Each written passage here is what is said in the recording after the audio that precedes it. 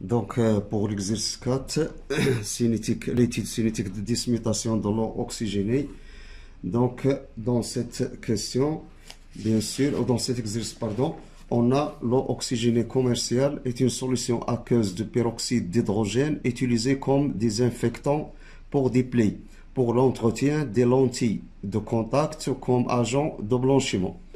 Le peroxyde d'hydrogène de formule H2O2 intervient dans deux couples oxydoréducteurs, c'est le H2O2 avec H2O.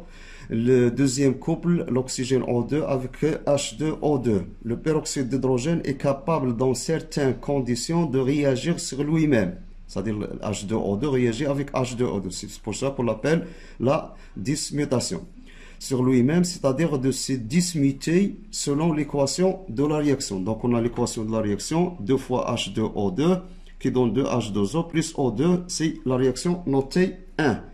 Donc cette réaction est lente à température ordinaire, mais sa vitesse peut être augmentée en présence d'un catalyseur. Donné, le volume molaire est égal à 25 litres par mol. On commence par la première partie. Donc la première partie, c'est l'étude de la réaction de dismutation. Donc l'étude de la réaction de dismutation, premièrement. Écrire les deux demi-équations d'oxydoréduction des deux couples auxquels le peroxyde d'hydrogène appartient. Bien sûr, on a ici les deux couples. Donc on a le premier couple, par exemple, on commence par le premier couple. On a H2O2 avec H2O. Donc, puisqu'il y a réaction, le H2O2, c'est-à-dire l'oxydant ici joue le rôle d'un réactif. Donc, ça se commence par le H2O2. Donc, qui se transforme bien sûr en H2O. Donc, pour équilibrer cette équation, cette demi-équation, au niveau des éléments chimiques, nous allons le H2, deux fois l'hydrogène. Ici, on a deux fois l'oxygène. Ici, on a un seul. On multiplie ça par 2. Donc, ce sera 2 fois H2O. Pour équilibrer à nouveau au niveau des H, donc on a ici le H, c'est 4 fois. Ici, on a seulement 2 fois. Donc, ce sera 2H+. Donc, on a équilibré au niveau des atomes d'hydrogène et d'oxygène. Il nous reste à équilibrer les charges électriques. Ici, on a 0. C'est 0 plus 2. Donc, ce sera plus 2 électrons pour équilibrer au niveau des charges électriques. Le deuxième couple, c'est le couple, bien sûr, donné de AO2, H2O. H2O2, pardon. Donc, puisqu'on a ici l'oxydant c'est O2, le réducteur c'est H2O2, dans les réactifs, c'est le H2O2 joue le rôle d'un réactif, c'est-à-dire H2. Donc, on commence par H2O2, donc toujours la demi-équation O2. Donc, ici on a H2O2, il nous manque l'hydrogène, donc ce sera ici plus 2 fois H+, plus 2 électrons, l'équilibre au niveau des charges électriques. Et pour cela, on a maintenant les deux demi-équations. La deuxième question, on demande de compléter le tableau d'évolution. Donc, le tableau d'évolution, on a bien sûr 2H2O2 qui donne 2H2O2. On a trois lignes, c'est-à-dire la ligne correspondant à l'état initial, on a N0 de H2. Et bien sûr, on a l'eau en excès et N0 de O2 est égal à 0. L'état au cours de la transformation, on a ici le N0 de H2O2 moins 2x. Ici, on a x. À l'état final, lorsque l'avancement atteint sa valeur maximale, on aura le nombre de moles final de H2O2, c'est N0 de H2O2 moins 2 fois x max. Et le nombre final de l'oxygène, voit x max. Ça, c'est pour la deuxième question de la première partie. Maintenant, passons à la deuxième partie. C'est la partie concernant la détermination de la concentration initiale de la solution de peroxyde d'hydrogène. Donc ici on a l'eau oxygénée du commerce se présente au flacon opaque afin d'éviter que la lumière favorise la transformation chimique précédente. Le flacon utilisé dans cette étude porte la mention suivante. L'eau oxygénée à 10 volumes. L'eau oxygénée à 10 volumes, il faut faire attention aux indications données ou indiquées sur l'étiquette du flacon. L'eau oxygénée à 10 volumes, cette indication, qu'est-ce qu'il indique? C'est appelé le titre de l'eau oxygénée. On l'appelle le titre de l'eau oxygénée par définition. La définition, qu'est-ce qu'on veut dire par le mot titre de l'eau oxygénée? Le titre est le volume de dioxygène O2 exprimé en litres libéré par un litre de solution aqueuse de peroxyde d'hydrogène. C'est-à-dire lorsqu'on a 1 litre de peroxyde d'hydrogène H2O2, il va libérer au cours de la transformation 1 litre de dioxygène. Donc, le titre de volume est le dioxygène exprimé en litres, c'est-à-dire ce sera 1 litre ou 2 ou 3, etc., libéré par 1 litre de solution aqueuse de peroxyde d'hydrogène, suivant la réaction de dissociation dans les conditions normales de température et de pression, c'est-à-dire la réaction 1. On considérera en première approximation que les conditions de l'expérience sont assimilables aux conditions normales. Avant de réaliser le suivi cinétique de la réaction de dissociation, on désire vérifier l'indication donnée sur le flacon. L'indication donnée sur le flacon. On désire vérifier l'indication donnée sur le flacon concernant le titre de l'eau oxygénée de la solution commerciale. Premièrement, calcul de la valeur attendue de la concentration en peroxyde d'hydrogène. 1,1. Par définition du titre qu'on a ici, de l'eau oxygénée, quel volume VO2 serait libéré par 1 litre de la solution commerciale au cours de cette réaction de dissociation de peroxyde d'hydrogène? Quel volume, c'est-à-dire on cherche ici, quel est le volume d'oxygène qui serait libéré par un volume de 1 litre de la solution commerciale. Donc on sait que l'eau oxygénée a des volumes, c'est-à-dire l'indication notée sur le flacon. Et on sait que ce qu'on appelle le titre, c'est le volume d'oxygène libéré par 1 litre de solution.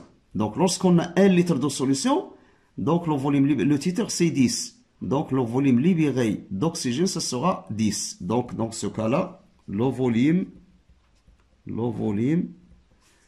libéré par 1 litre de solution, c'est-à-dire la solution commerciale, donc le volume libéré est 2 points VO2 est égal à 10 litres. C'est ça ce qu'on appelle l'utilisation des titres. Si on a par exemple l'eau oxygénée à 100 volumes, donc ça sera le volume libéré, c'est 100 litres d'oxygène. C'est ça l'indication donnée sur le flacon. Maintenant, passons à la suite. Donc, dans la suite de l'exercice, on a 2, calculer la quantité de dioxygène formée au cours de cette transformation. La quantité, c'est-à-dire le nombre de moles d'oxygène. C'est-à-dire on cherche N2O2. C'est ça qu'on cherche. Donc, on sait que le nombre de moles ou la quantité de matière de l'oxygène, c'est V de l'oxygène sur le volume molaire. Le volume d'oxygène, c'est donné, on l'a déjà déterminé dans la question précédente. L'application numérique, ça donne NO2 est égal à 10 divisé par le volume molaire, c'est donné dans les données, c'est 25. Et on trouve enfin que le nombre de moles O2 ou la quantité de matière, c'est 0,4 moles. Donc c'est ça, le nombre de moles de dioxygène. C'est bien. Donc bon, passons maintenant à la question 3. Dans la question 3, la transformation précédente étant considérée comme totale, vérifier que la concentration en peroxyde d'hydrogène notée H2O2 théorique de cette solution commerciale, c'est-à-dire valeur théorique attendue, apport valeur H2A2 est égal à 8 fois 10 à la puissance moins 1 mol par litre.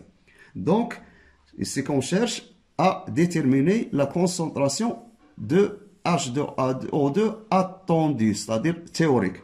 Donc, on sait que la concentration H2O2 théorique est égal au nombre de moles H2O2 théorique sur le volume. La concentration, c'est le nombre de moles au volume. Dans le cas théorique, la transformation est totale. Donc, c'est puisque la transformation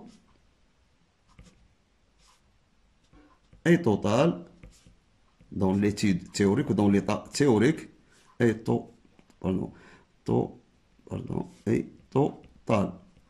Donc, puisqu'il est total, donc on aura le nombre de moles de H2O2 à l'état final, c'est 0, puisque la réaction est totale et le seul réactif c'est H2O2, donc la réaction, donc le H2O2, ça sera limitant. Donc, on aura dans ce cas-là N0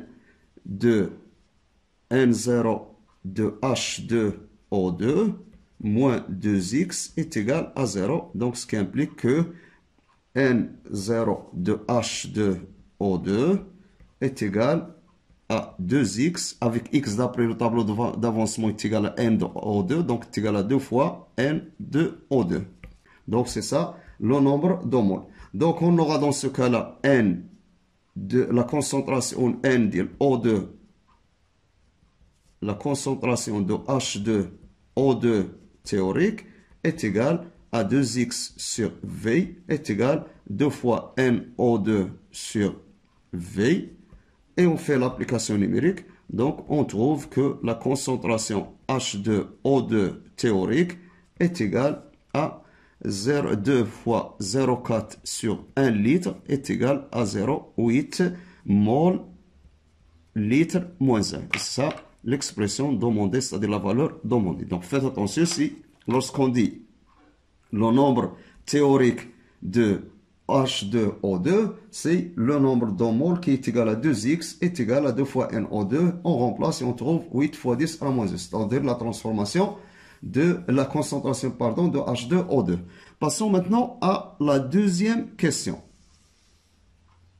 Pour la deuxième question, détermination de la valeur réelle de la concentration en peroxyde d'hydrogène. La valeur réelle, parce que si on a déterminé la valeur théorique, c'est-à-dire attendue. Maintenant, on va voir à quoi est égale la valeur réelle. Donc, ici, la valeur théorique, c'est trouvé, c'est 0,8 mol par litre. Maintenant, on va voir comment on peut déterminer la valeur réelle. Donc, pour vérifier la valeur de la concentration précédente, on réalise le titrage, c'est-à-dire le dosage, d'un volume V0 est égal à 100 ml de cette solution, c'est-à-dire la solution commerciale, par une solution de permanganate de potassium acidifié de concentration C1, 2,10-1. Les couples oxydant-réducteurs interviennent au cours du titrage, sont MnO4- Mn2+, et O2, H2O2. Le volume de permanganate de potassium versé pour obtenir l'équivalence, c'est V est égal à 14,6. L'équation de la réaction de titrage est la suivante, c'est-à-dire 5H2O2 plus 2 fois MnO4- plus 6H3O+, donc 5O2 plus 2Mn2+, plus 4 fois H2O. On a notre réaction 2. 2,1. L'ion permanganate MnO4- donne une couleur violette, c'est-à-dire l'existence des ions MnO4- dans une solution donne la couleur violette qui caractérise l'existence des ions MnO4- aux solutions aqueuses qui le contiennent, bien sûr. Comment l'équivalence est-elle repérée au cours du titrage? C'est-à-dire au cours du titrage, comment peut-on repérer ce qu'on appelle l'état d'équivalence? Bien sûr, on va commencer par le cas avant, c'est-à-dire avant d'atteindre l'équivalence. Donc, avant l'équivalence. Donc, avant l'équivalence, parce que au cours du dosage, on a deux réactifs. On a le MnO4- et on a le H2O2. H2O2 et le MnO4-. Avant l'équivalence, c'est-à-dire avant d'atteindre l'équivalence, les ions MnO4-, les ions permanganate MnO4- sont limitants. Pourquoi? Sont limitants parce qu'ils sont minoritaires. Minoritaires, c'est-à-dire sont de quantité faible par rapport à H2O2, parce que le H2O2 en excès. Donc, les MnO4- sont limitants. Comment il y a la solution? La solution, bien sûr, pas de MnO4-, il est incolore. Avant l'équivalence, toujours lorsqu'on ajoute le MnO4-, et la couleur reste toujours incolore, c'est-à-dire disparition de la couleur violette, donc on est dans l'état avant l'équivalence. Maintenant, à l'équivalence, c'est-à-dire lorsqu'on atteint l'équivalence, qu'est-ce qui se passe? À l'équivalence, il y a changement de réactif limitant. Donc il y a changement du réactif limitant. Comment changement de réactif limitant? Au début, c'est-à-dire avant, c'est le MnO4 parce qu'il est minoritaire par rapport à H2O2. Lorsqu'on est à l'équivalence, c'est-à-dire dans ce cas-là, le MnO4-, ça devient en excès. Dans la solution, il y a le réactif limitant ne sera pas le MnO4, mais c'est le deuxième qui est H2O2 et le MnO4- en même temps. Donc, avant l'équivalence, disparition de MnO4, la solution est incolore, juste après, juste au-delà de l'équivalence. Juste au-delà de l'équivalence. C'est-à-dire, lorsqu'on atteint l'équivalence, après l'équivalence, il goûte. Juste au-delà de l'équivalence, qu'est-ce qui se passe? Les ions MnO4- constituent le réactif en excès. Ça devient en excès. Les ions MnO4- constituent le réactif en excès. Donc, lorsqu'on dit réactif en excès, donc il y a apparition de la couleur qui caractérise les MnO4-.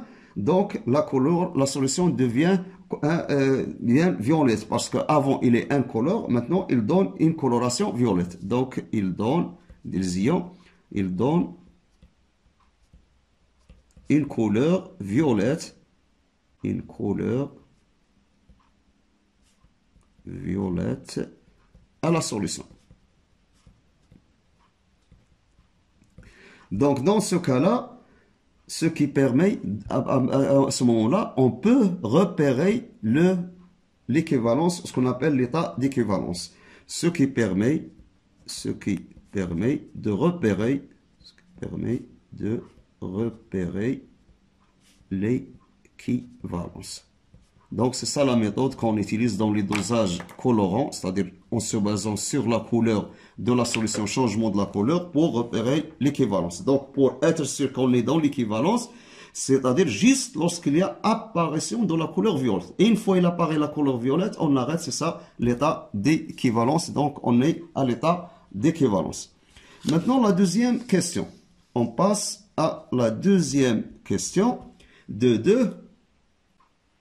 Quelle relation peut-on écrire entre la quantité initiale de peroxyde d'hydrogène se trouvant dans le bécher noté N0H2O2 et la quantité d'ion permanganate introduit dans le bécher à l'équivalence N équivalence de MnO4? C'est-à-dire on cherche à déterminer la relation qui existe entre les deux quantités de matière. N0 qui existe dans la solution et N équivalent de MnO4- introduite à l'équivalence. Donc, on sait qu'à l'équivalence,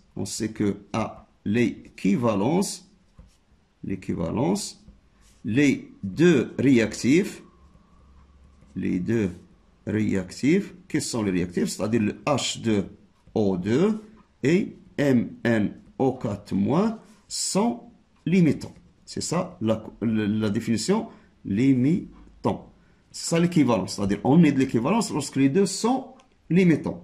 Donc, d'après le tableau d'avancement qu'on a ici, bien sûr, le tableau d'avancement, bien sûr, qu'on peut dresser à partir de l'équation 2, puisqu'on a ici le coefficient stoichiométrique 5H2O2, ici on a le 2, donc à l'état d'équivalence, on aura le N0 de H2O2 moins 5X max, et ici le N équivalent de MnO4 moins 2X max. Donc on aura ici, ce forme de système, on aura, d'après le tableau, si on le dresse bien sûr, on aura le N0 de H2O2 moins 5X max est égal à 0. Et N ajouté à l'équivalence de MnO4- moins 2X max est égal à 0. Donc on aura dans ce cas-là un système qui va nous donner, bien sûr, X max est égal à N0 de H2O2 sur 2 est égal à N ajouté à l'équivalence de MnO4-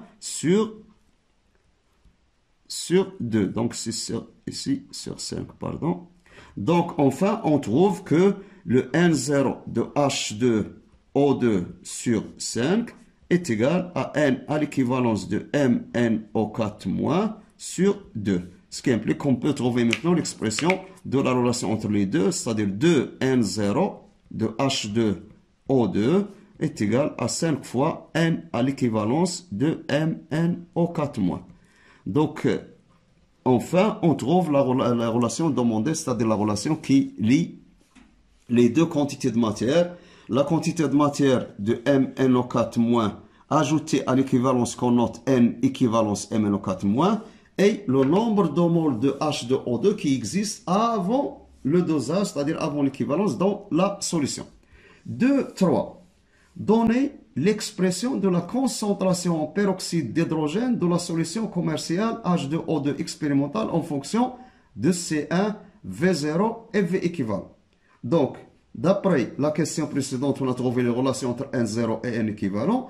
Donc, on cherche l'expression de H2O2. Donc, la concentration de H2O2,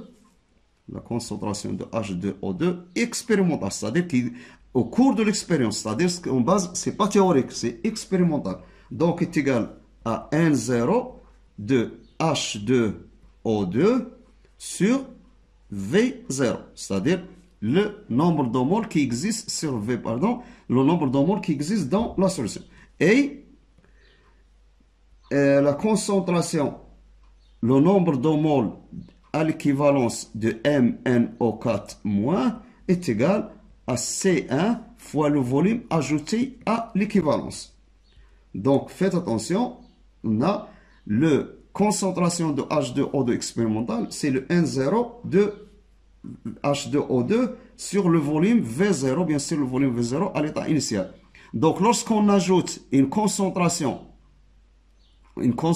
bien sûr, ou une quantité de MnO4-, donc le nombre de moles ajoutés à l'équivalence est égal à C1 fois V à l'équivalence, c'est-à-dire la concentration de la solution permanganate fois le volume ajouté à l'équivalence. Et on a déjà le nombre d'après la question 1, on peut remplacer le NH2O2 par N équivalence ici. Donc on aura H2O2 expérimental est égal à N0 de H2, c'est 5 sur 2, N à l'équivalence de MnO4- divisé par le volume initial V0.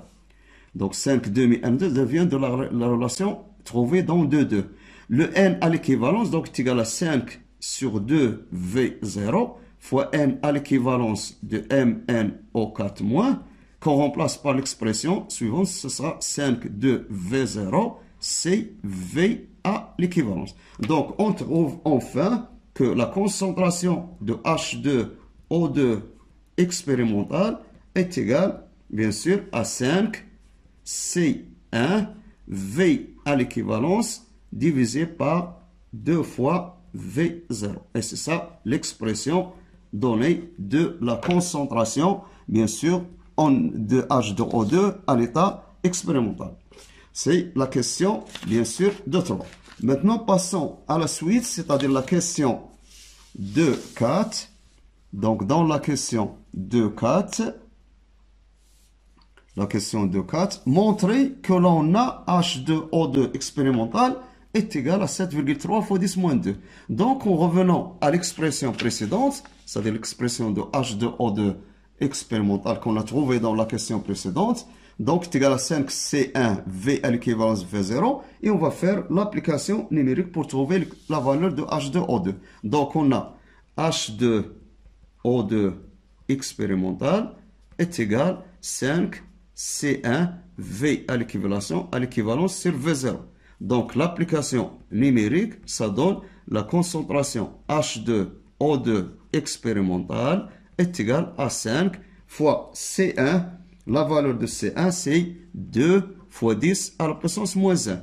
Fois le volume versé à l'équivalence, c'est 14,6. Le tout divisé par 2 fois 10, c'est-à-dire 2 fois V0. Donc, c'est 2 V0, pardon. Donc, le volume, c'est 10 millilitres, bien sûr qu'on a, et 14,6 millilitres. Donc, d'après l'application numérique, on trouve enfin que la concentration de H2O2 expérimentale, c'est-à-dire réelle, est égale à peu près à 7,3 fois 10 à la puissance moins 1 mol litre moins 1. Donc, c'est ça la concentration demandée. Pour la suite de l'exercice, comparer la valeur obtenue à la question 1,3. Donc, la question 1,3, on a trouvé, bien sûr, la question 1,3. Donc, la concentration, c'est 0,8 mol par litre. Donc, H2O2 théorique est égal à 0,8 mol litre moins 1. Et la question 2,5, c'est donné ici, c'est 7,3. Donc, comparé à la valeur obtenue à la question 3, les erreurs de manipulation mises à part, c'est-à-dire on ne s'intéresse pas, comment peut-on expliquer l'écart de concentration obtenu? Bien sûr, donc ici, on a deux concentrations. On a théorique, c'est 0,8 mol par litre, et expérimental, c'est 7,3 10 moins 2. Donc, en comparant les deux valeurs, on a que la concentration de H2O2 expérimental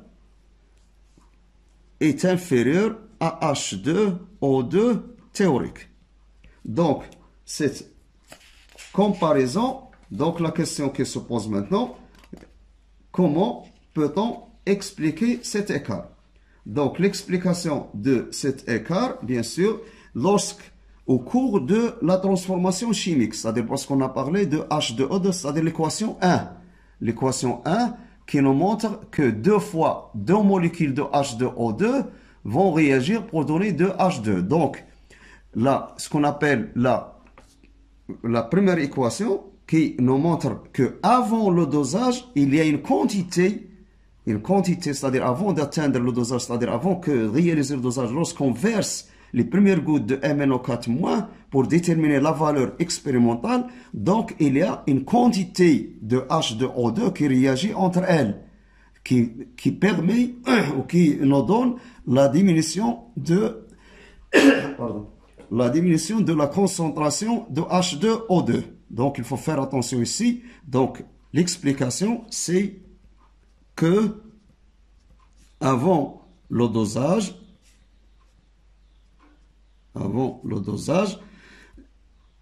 une quantité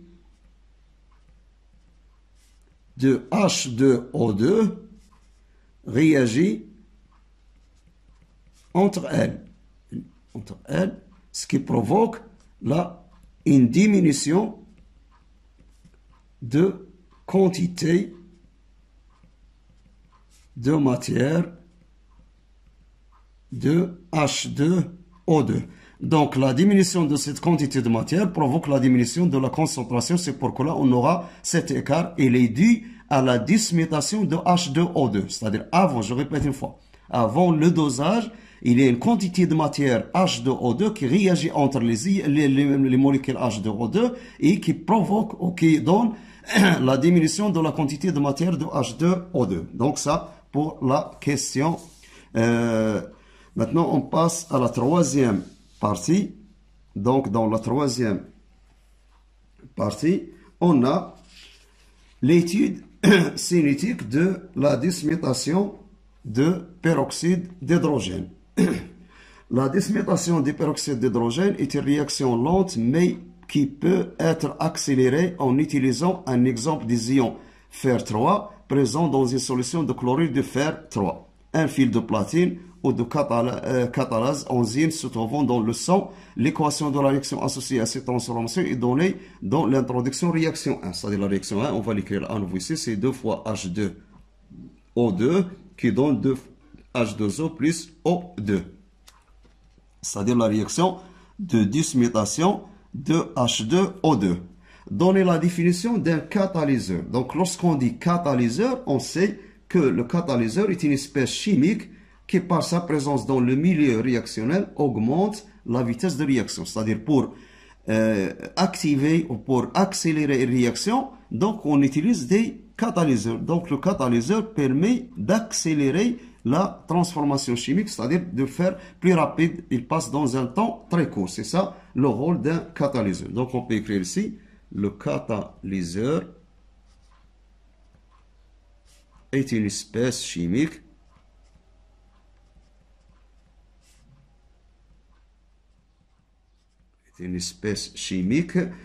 qui par sa présence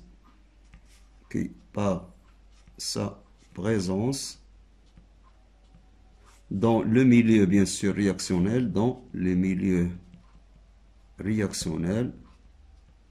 présence dans le milieu réactionnel, qu'est-ce qui se passe? Augmente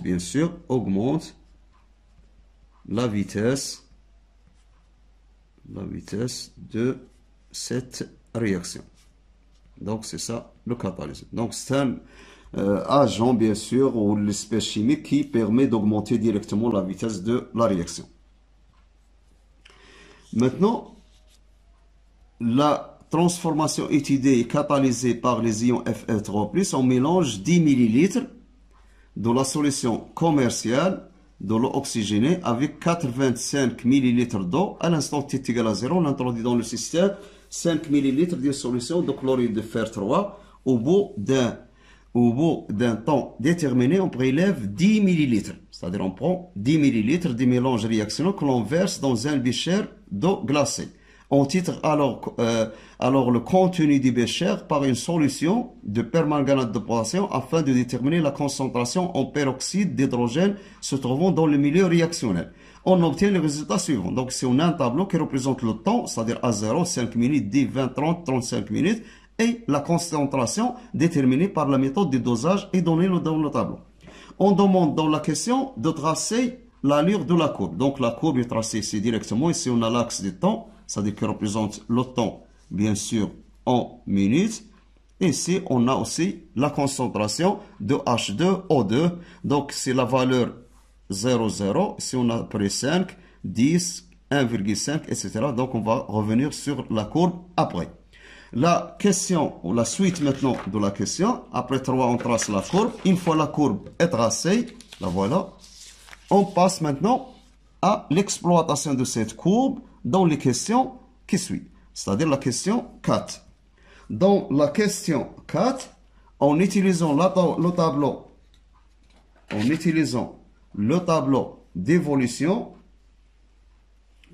d'évolution du système proposé en annexe, exprimer l'avancement de la transformation X de T en fonction de N à l'instant T de H2O2, quantité de matière d'hyperoxyde d'hydrogène présent à l'instant T et N0 H2O2, quantité initiale de peroxyde d'hydrogène. Donc le tableau d'avancement, ici on a le tableau d'avancement.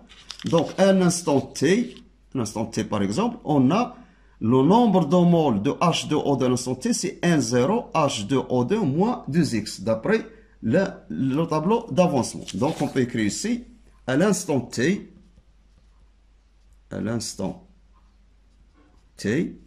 on a NT de H2O2 est égal à N0 de H2O2 moins 2X à l'instant T. Donc, on demande ici de déterminer X de T. Donc, on va passer le X de T de l'autre côté. Ça sera 2X de T qui est égal à N0 de H2O2 moins N à l'instant T de H2O2. Et on trouve enfin l'expression de X de T est égale à N0 de H2O2 moins NT de H2O2. Le tout divisé par 2. Donc, c'est ça, maintenant, l'expression de X de T, c'est-à-dire l'avancement à l'instant T. La question suivante, c'est la 5e. La vitesse volumique V de la transformation chimique, c'est-à-dire on passe maintenant à la vitesse.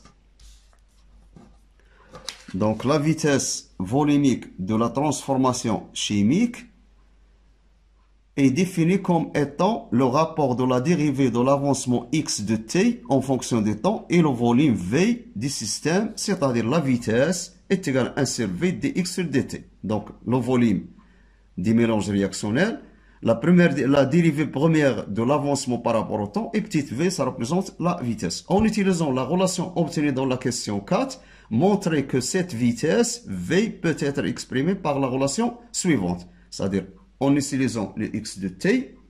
Donc, on peut montrer l'expression, trouver l'expression de la vitesse qu'on a ici. Donc, ici, on a la vitesse est égale à 1 sur v fois dx de t sur dt.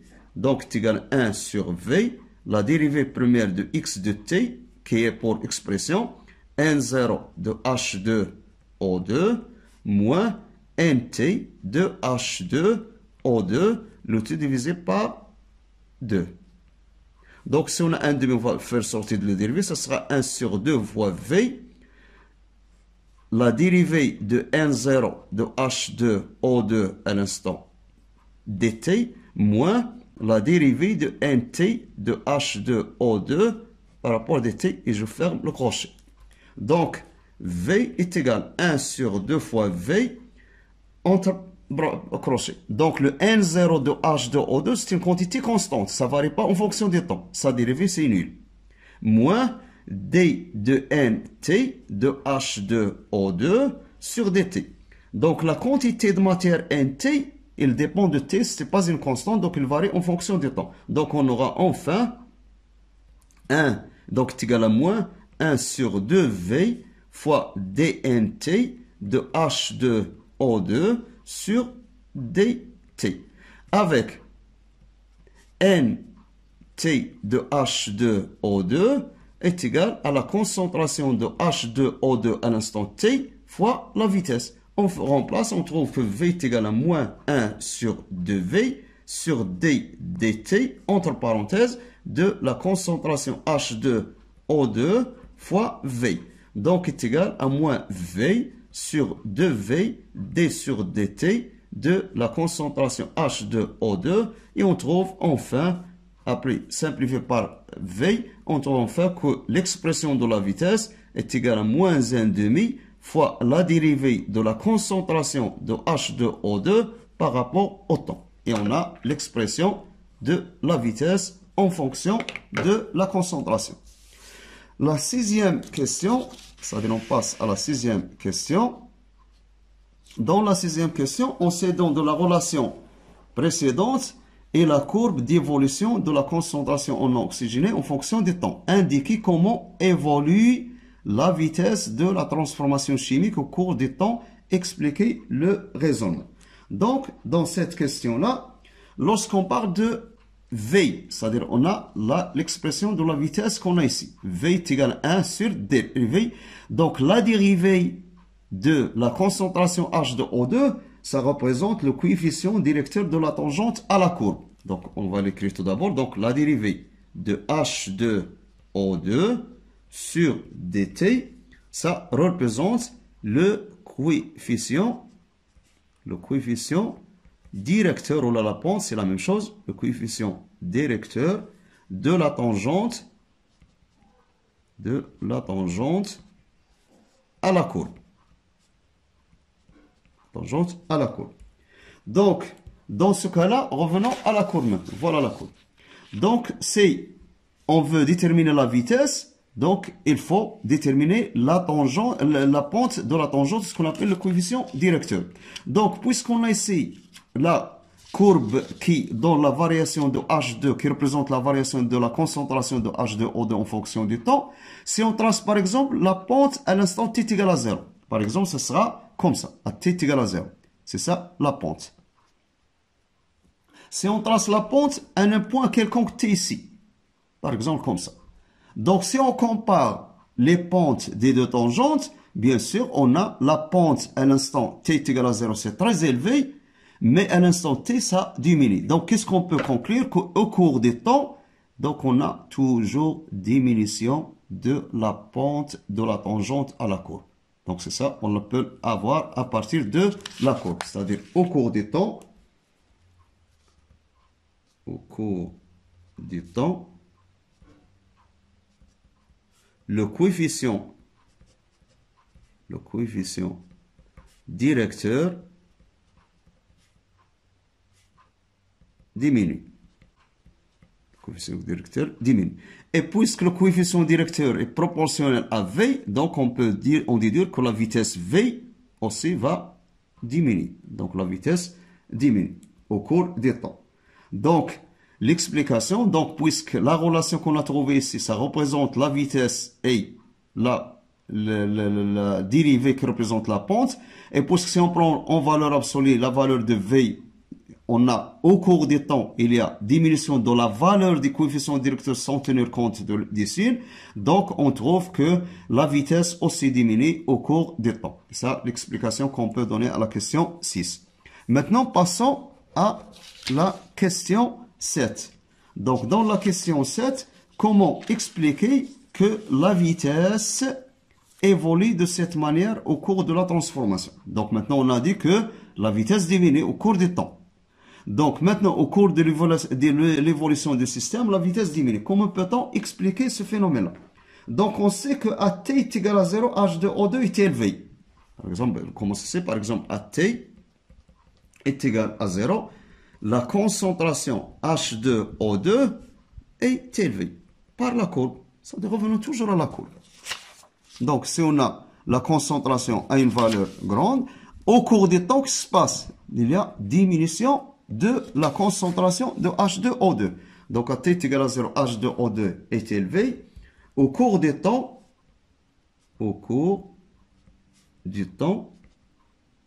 qu'est-ce qui se passe? Le H2O2 réagit parce que c'est un réactif. Donc, qu'est-ce qui se passe à la concentration? La concentration de H2O2 diminue.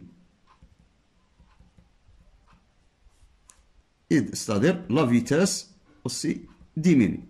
Donc la vitesse diminue lorsque H2O2 diminue. Donc la valeur ou l'évolution de la vitesse est liée à l'évolution de la concentration en H2O2. Donc la diminution de la vitesse, c'est pour cela qu'on dit que la concentration est un facteur cinétique. Donc la diminution ou l'explication, c'est-à-dire comment on peut expliquer l'évolution de la vitesse par la concentration. Donc, à t est égal à 0, on a la concentration très élevée et la vitesse est élevée. Au cours du temps, c'est-à-dire en fonction du temps, il y a diminution de la concentration accompagnée, bien sûr, d'une diminution de la vitesse. La question 8. Pour la question 8, donnez la définition du temps de demi-réaction qu'on a T1,5. T1,5. Donc, le temps de demi-réaction. Donc, le temps de demi-réaction qu'on note T1,5. Bien sûr, c'est un temps, c'est la durée au bout de laquelle l'avancement atteint la moitié de sa valeur maximale. Donc, c'est la durée au bout de laquelle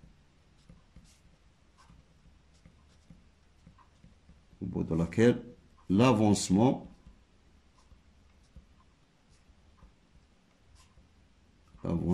x de t atteint la moitié de l'avancement maximal.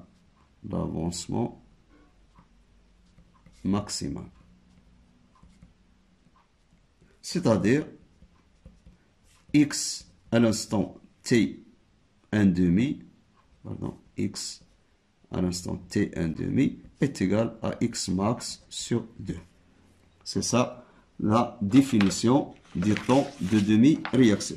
Et on passe à l'avant-dernière question, c'est la 9e question.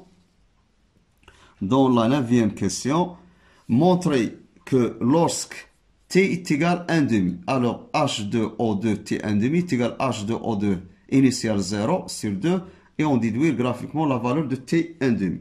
Donc, pour montrer cette égalité, bien sûr, H2O2 à t1,5, donc, on déduira après la valeur de t1,5. Donc, dans ce cas-là, puisque la transformation chimique est totale, Donc, on a le x final est égal à x max. Donc, on peut l'écrire parce que c'est nécessaire. Donc, puisque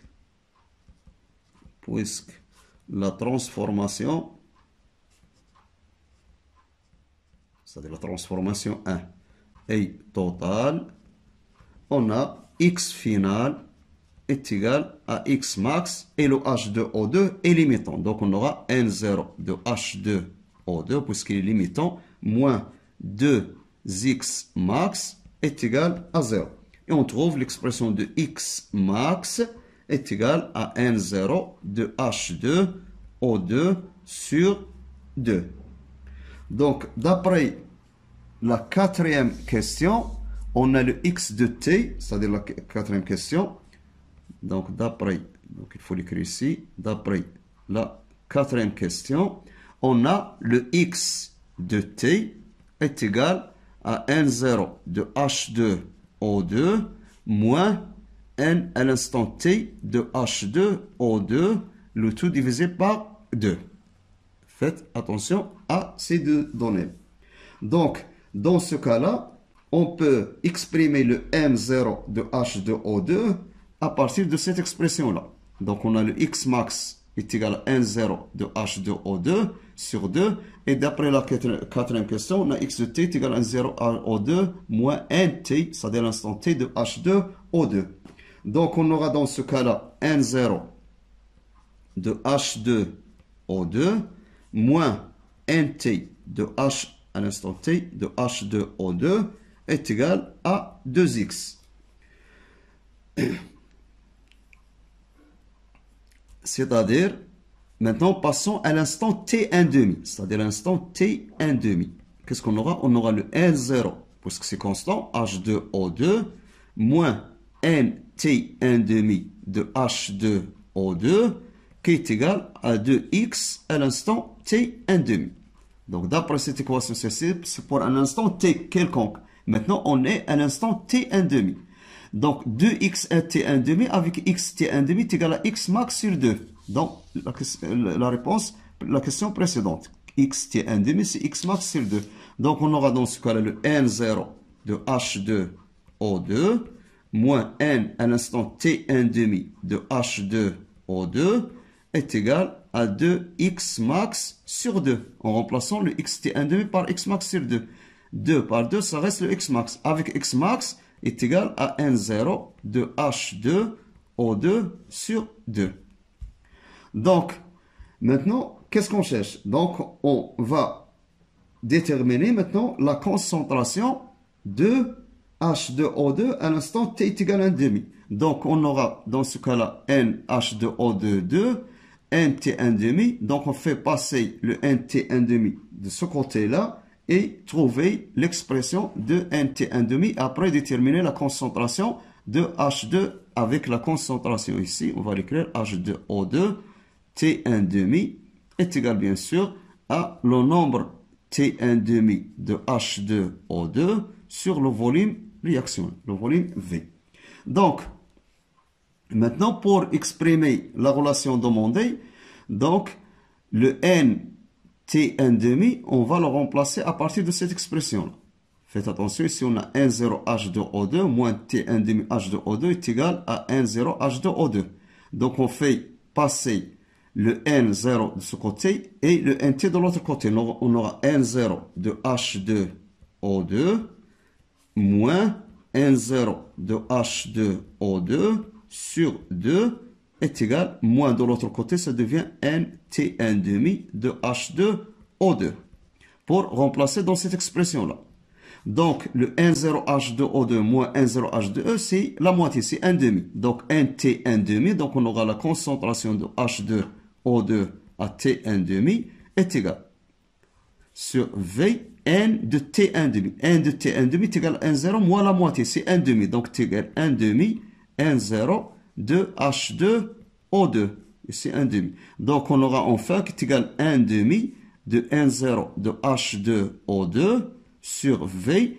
Et le nombre de moles est égal à la concentration. C'est 1,5 de la concentration de H2O2 à l'état initial. Et on trouve enfin que H2O2 à l'instant T1,5 est égal à la moitié de H2O2 en concentration à l'état initial, c'est-à-dire à T est égal à 0. Donc, dans cette question-là, maintenant, on va calculer, bien sûr, déterminer le temps de demi-réaction. Donc, le temps de demi-réaction, puisqu'on demande d'en déduire graphiquement. Donc, parce que le temps de demi-réaction, on peut le déterminer seulement par la méthode graphique. On n'a pas de méthode de calcul seulement graphiquement. Donc, on n'a pas d'autre méthode pour déterminer la valeur de T1,5. Qu'est-ce qu'on va faire maintenant pour déterminer graphiquement T1,5? Donc, on va prendre le graphe. Donc, ici, on a le graphe devant nous. Ici, on a le N0, la concentration H2O2 à T est égal à 0. On divise par 2, on trouve ici la moitié. Donc, ici, on a la concentration de H2O2 à T1,5 qui est égal à la moitié de N0 ici. Donc, on projette sur la courbe. On trouve ici le point de contact. Mais on projette sur l'axe des temps. On trouve en ce point-là la valeur de T1,5. Donc, le T1,5, c'est après entre la valeur de 10 et la valeur de 15. C'est après la moitié entre 10 et 15. C'est à peu près 12,5. C'est-à-dire, si on prend le milieu 10 et 15, la moitié de 5, c'est 2,5, plus 10, ça fait 12,5. Donc, graphiquement, on trouve T1,5 est égal à peu près 12,5. En unité de temps, c'est le minute. Ça, c'est pour la question, la suite de la question 9.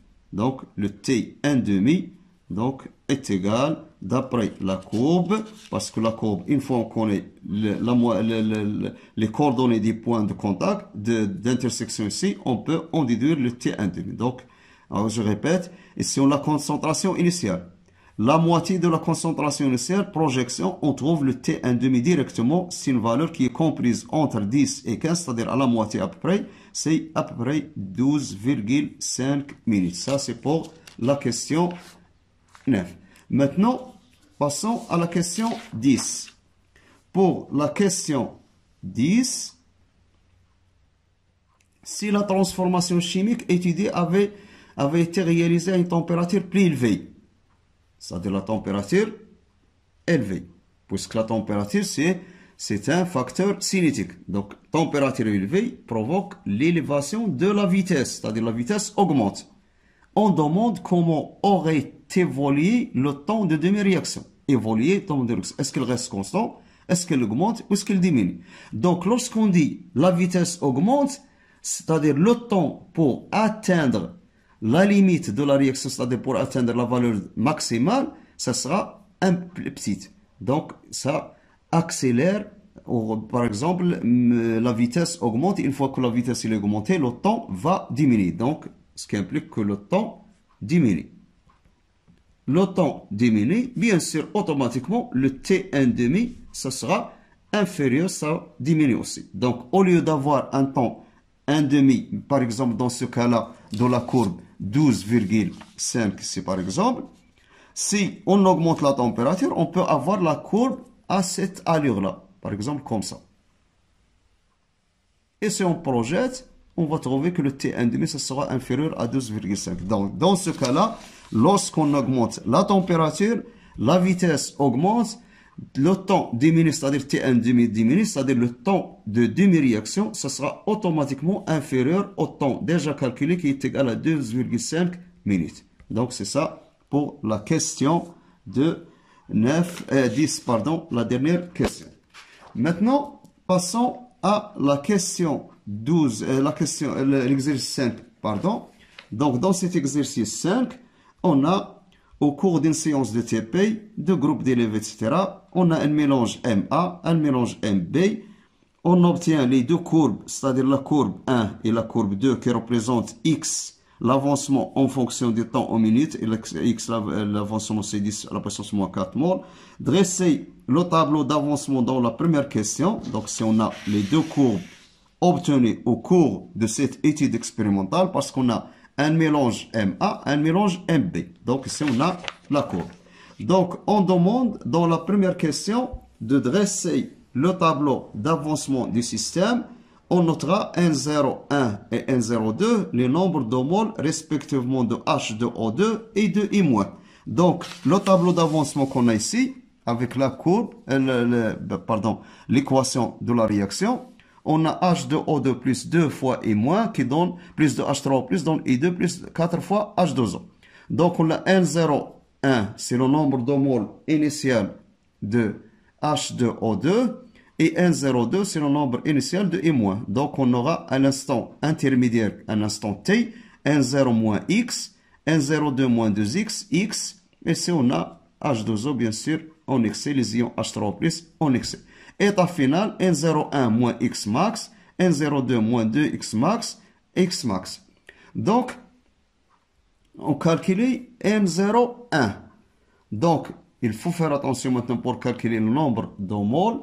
Comment on va faire? Bien sûr, on va exploiter les données qu'on a dans l'exercice pour calculer ce nombre de moles. Donc, la suite de l'exercice, dans la question 2, on demande de calculer le nombre de moles initial, c'est-à-dire N01 de H2O2. Donc, d'après les mélanges, on a dans le mélange 1, c'est-à-dire c'est que on a NO1 est égal à C2, V2, soit dans le mélange 1, soit dans le mélange 2. Avec C, c'est 0,1 fois V2, c'est 10 fois 10 à la puissance moins 3 en litres, donc est égal à 10 à la puissance moins 3 mol. Donc, le nombre de moles initial de H2O2 est égal à 10 à la puissance moins 3 mol. Donc, ça, la valeur de N01. Dans la troisième question, vérifiez que dans les deux mélanges MA et MB, l'eau oxygénée est le réactif limitant de la réaction.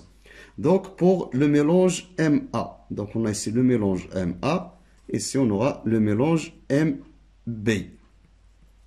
Donc, on va calculer pour chaque mélange MA et MB. Donc, on commence par H2O2. H2O2, on suppose que H2O2 est le réactif limitant, ce sera le N0, d'après le tableau d'avancement, moins X max est égal à 0. Donc, on trouve que X max est égal à N01, c'est-à-dire X max est égal à 10 à la puissance moins 3 mol, c'est-à-dire pour le mélange MA et pour le H2O2. Pour le mélange M2, on a toujours pour H2O2, on suppose que c'est un réactif limitant, on aura N01 moins X max est égal à 0. Et puisque le N01 c'est le même soit dans A et B, on trouve aussi que X max est égal à 10 à la puissance moins 3 mol. Donc, en supposant que le H2O2 est limitant dans les deux, on trouve que le X max est le même, c'est X moins 3. Maintenant, on passe pour le deuxième réactif, c'est I-. I- pour le mélange A et même chose pour le mélange B. Donc, dans ce cas-là, il faut calculer tout d'abord le N initial, c'est-à-dire dans le mélange A, on a N02 est égal à C1V1 est égal à 90 fois 10 à la puissance moins 3 fois 0,1. Donc, on trouve que N02 est égal à 9 fois 10 à la puissance moins 3 mol. Ça, c'est pour le mélange 1. Même chose pour le mélange 2. On aura N02 est égal à C1V3 est égal à 50 10 moins 3 fois 0,1. On trouve que N02 est égal à 5 fois 10 à la puissance 3 moins 3 mol. Donc, on a calculé maintenant le nombre de moles initial dans chacun des mélanges pour les ions I-. Maintenant, on suppose que le I- est un réactif limitant et d'après le tableau d'avancement, on aura N02 moins 2X max prime est égal à 0, ce qui implique que X max prime est égal à N02 sur 2. Même chose ici, on suppose que I- est toujours limitant pour MB, on aura 1, 0, 2 d'après le tableau d'avancement, x max prime est égal à 0, ce qui implique que x max prime est égal à 1, 0, 2 sur 2. Donc en remplaçant, on trouve que, enfin, le x max prime dans le mélange 1 est égal à 4,5 fois 10 à la puissance moins 3 mol, bien sûr. Et dans le deuxième mélange, x max prime est égal à 2,5 fois 10 à la puissance moins 3 mol. Donc dans les deux cas, on trouve x max 2,5, x max 4,5. Donc quel que soit le mélange, soit A ou B, on a toujours le x max est inférieur à x max prime. Dans les deux mélanges,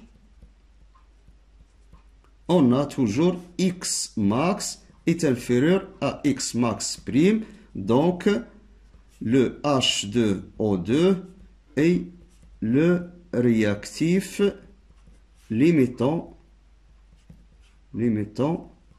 dans les deux mélanges. C'est-à-dire, lorsqu'on dit les deux mélanges, c'est-à-dire le MA et le MB. Donc, les deux mélanges. Donc, ça, c'est pour la question 3. 3, c'est bien. Donc, c'est bon. On passe maintenant à la question 4. Dans la question 4, l'étude cinétique de la réaction. L'étude cinétique de la réaction. On est 4.1, définir la vitesse volumique instantanée de la réaction. Donc, on sait que la vitesse instantanée de la réaction, c'est le produit entre l'inverse de la vitesse du volume du mélange réactionnel et la dérivée première de l'avancement de la réaction. C'est-à-dire la vitesse V, pardon ici, V est égale 1 sur V, c'est le volume du mélange réactionnel, fois la première dérivée de l'avancement par rapport au temps x de t. Donc c'est ça l'expression qu'on a pour la vitesse. Déterminer graphiquement un instant t est égal à 0, ici, c'est-à-dire on a la courbe, puisqu'on demande graphiquement, il faut exploiter ou utiliser la courbe. C'est bien qui représente la variation de x en fonction du temps. Donc, qu'est-ce qu'on demande ici? On demande de calculer la vitesse volumique instantanée de la réaction pour chacun des mélanges, parce qu'on a un mélange à la courbe F1 et un deuxième mélange, la courbe F2. Donc, qu'est-ce qu'on demande ici? On demande de déterminer la vitesse de la réaction. On commence par la courbe F1. Par exemple, commençons par F1, qui caractérise l'un des mélanges, soit MA ou MB. Donc, pour déterminer la vitesse à l'instant t est égal à 0, on a ici la tangente, on choisit deux points. Par exemple, on choisit le premier point à l'origine et un deuxième point qui sera lisible, c'est-à-dire c'est simple de déterminer ses coordonnées, ce point-là par exemple. Donc ici, on a donc ici le delta t, ici on a le delta x. Delta x en rouge pour le F1, c'est-à-dire la courbe 1. Donc, la vitesse à l'instant t est égal à 0, c'est-à-dire la vitesse V1 bien sûr pour la première courbe, est égale 1 sur V, le volume, fois dx sur dt de la courbe 1. Donc, puisque le dx et le dt, ça représente la pente. dx et le dt, c'est le coefficient directeur de la pente, c'est-à-dire delta x sur delta t. Donc, on aura la vitesse V1 à l'instant t est égal à 0, est égal à 1 sur V, fois delta x sur delta t, c'est-à-dire la pente qui représente dx et dt, est égal, bien sûr, le volume c'est 100 ml, ça sera 1 sur 100 fois 10 à la puissance moins 3, fois la pente, c'est-à-dire la variation delta x est égale à 6, 7, c'est-à-dire 7 fois 10 à la puissance moins 4, moins 0,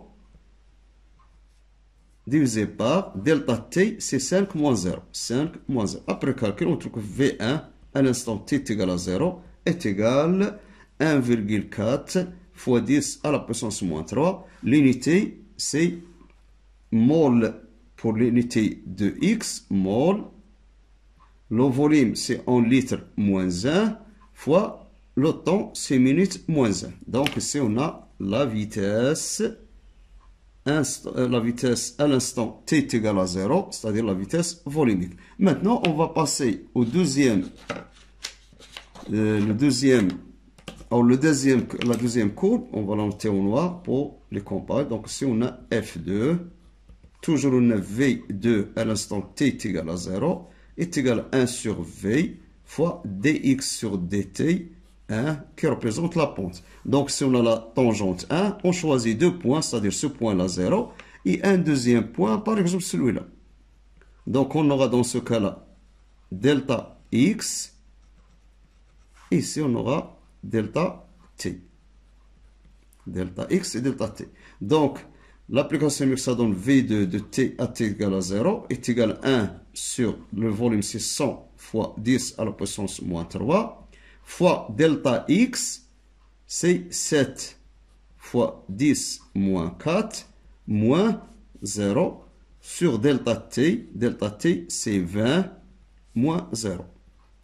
Après calcul, on trouve que V2 à l'instant t est égal à 0 est égal à 3,5 fois 10 à la puissance 4, même unité, c'est-à-dire mol, litre moins 1, minute moins 1. Donc ça c'est pour la question 4 de ces déterminations de la vitesse à l'instant t est égal à 0. Maintenant, passons pour la question 3. Donc, pour la question 3, toujours le même exercice, on a précisé, on demande de préciser le facteur cinétique qui justifie la disposition relative des deux courbes. On déduit la courbe que la courbe F1 correspond au groupe GA. Donc, au cours de cette transformation chimique, c'est-à-dire lorsqu'on a le mélange de H2O2 qui réagit avec 2I- dans un milieu acide, donc au cours de cette transformation, donc il y a diminution de la concentration de l'eau oxygénée H2O2. Donc, au cours de la transformation,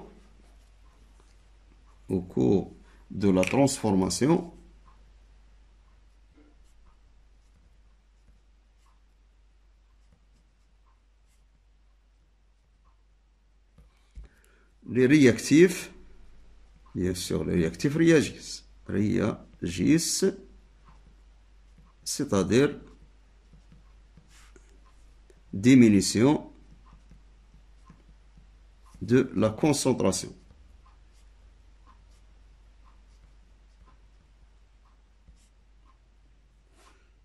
Donc, vitesse diminue aussi, bien sûr, d'après la courbe. Donc, ce qui implique que la concentration est le facteur cinétique.